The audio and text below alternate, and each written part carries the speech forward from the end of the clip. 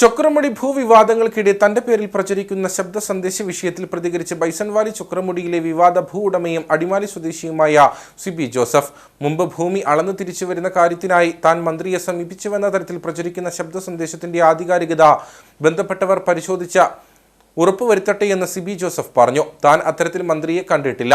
ഇക്കാര്യങ്ങളിലൊക്കെയും അന്വേഷണം വേണമെന്ന് തന്നെയാണ് തന്റെ നിലപാടെന്നും ഈ സംഭവങ്ങൾക്ക് പിന്നിലൊക്കെ പ്രവർത്തിച്ച കള്ളനാണയങ്ങളെ വെളിച്ചത്ത് കൊണ്ടുവരണമെന്നും സിബി ജോസഫ് പറഞ്ഞു.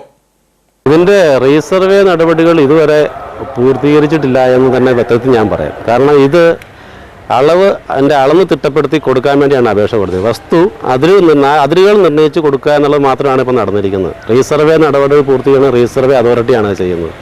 ഇതിൻ്റെ അതിരുകൾ പുനർനിർണ്ണയിച്ച് തരാൻ വേണ്ടിയിട്ടാണ് അപേക്ഷ കൊടുത്തിരിക്കുന്നത്. അപ്പോൾ റീസർവേ നടപടികൾ തന്നെ പറയുന്നത് കള്ളമാണ് ഇതിനകത്ത്. അപ്പോൾ ഇതിൻ്റെ അതിരുകൾ നിർണ്ണയിച്ച് അതിർത്തി നിർണ്ണയിച്ച് തരിക എന്നുള്ളതാണ് അപേക്ഷകളിൽ പറഞ്ഞിരിക്കുന്നതും കാര്യങ്ങൾ ചെയ്തിരിക്കുന്നതും അതുതന്നെയാണ്. അതിനുവേണ്ടി ഒരു മിനിസ്റ്ററെ കാണേണ്ട കാര്യമോ ഇല്ല. കാരണം ഞാനിതിനകത്ത് എൻ്റെ പേരിൽ വസ്തുവില്ല, ഞാനിത് വാങ്ങിച്ചിട്ടുണ്ട്. കാരണം ഈ മുൻ പട്ടയക്കാരനിത് പലതവണയും 2010 മുതൽ പല സ്ഥലങ്ങളിലും അപേക്ഷ കൊടുത്തിട്ടുണ്ട്, ഇത് അതിർത്തി നിർണ്ണയിച്ച് തരണമെന്ന് പറഞ്ഞുകൊണ്ട്. അപ്പോൾ അവർ നിലവിൽ അവരുടെ ആൾക്കാർ ഇവിടെ ഇല്ലാത്തതുകൊണ്ട് ഇവിടെ ഒരു നോട്ടക്കാരൻ മാത്രമേ ഉള്ളത് കൊണ്ടും ഇതിന് കാലതാമസം വന്നിട്ടുണ്ട്. അപ്പോൾ ഞാൻ ഈ വസ്തു കച്ചവടം ബന്ധപ്പെട്ടതിന് ശേഷം അവരുടെ നടപടികൾ അവർ സ്പീഡിലാക്കി നമുക്കിത് അവർ അളന്ന് തിരിച്ച് അതിർത്തി നിർണ്ണയിച്ച് വന്നു. ഞാൻ അത് പ്രകാരം ഭൂമി വാങ്ങി. ഇതാണ് സംഭവിച്ചിരിക്കുന്നത്. ഓഡിയോ സന്ദേശം പൂർണ്ണമായും നിഷേധിക്കുകയാണ്. ഞാൻ പറഞ്ഞല്ലോ, ഇതിനെതിരെയൊക്കെ നല്ല അന്വേഷണം വരണം. ഇതിൻ്റെ പുറകിലൊക്കെ പ്രവർത്തിക്കുന്ന എല്ലാ ആൾക്കാരെയും ഇത് വെളിച്ചത്ത് കൊണ്ടുവരണം. ആ വാങ്ങിക്കഴിഞ്ഞ് കഴിയുമ്പോൾ അത് പ്രകാരം PV-യിൽ ഇത് നോട്ട് ചെയ്ത് കരമടച്ച് പോക്കൂറ് ചെയ്ത് വന്നിരിക്കുന്ന വസ്തുക്കളാണ്. കാരണം ഞാൻ അല്ല ആദ്യം പോക്കൂറ് ചെയ്യുന്നത്. ആദ്യം 88-ൽ ഈ വസ്തു ഒന്ന് പോക്കൂറ് ചെയ്തിട്ടുണ്ട്. അത് കഴിഞ്ഞിട്ട് 94-ൽ പോക്കൂറ് ചെയ്തിട്ടുണ്ട്. പിന്നെ 95-ൽ പോക്കൂറ് ചെയ്തിട്ടുണ്ട്. പിന്നെ ഞാൻ മേടിച്ചപ്പോൾ ഇപ്പോഴും പോക്കൂറ് ചെയ്തിട്ടുണ്ട്. ഇത്രയും പോക്കൂരവ് നടക്കണമെങ്കിൽ ഒരു സുപ്രഭാതത്തിൽ വ്യാജപ്പട്ടയം ഉണ്ടായ സാധനം ഇത്രയും പോക്കൂര് എങ്ങനെ നടക്കും? നിങ്ങൾക്കൊരു പരസ്യം ആവശ്യമുണ്ടോ?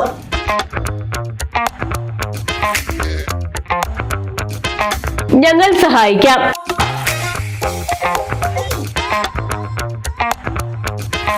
അതും ഹൈറേഞ്ചിൽ ഏറ്റവും പ്രചാരത്തിലുള്ള HCN ചാനലിലൂടെയും സമൂഹ മാധ്യമത്തിലൂടെയും.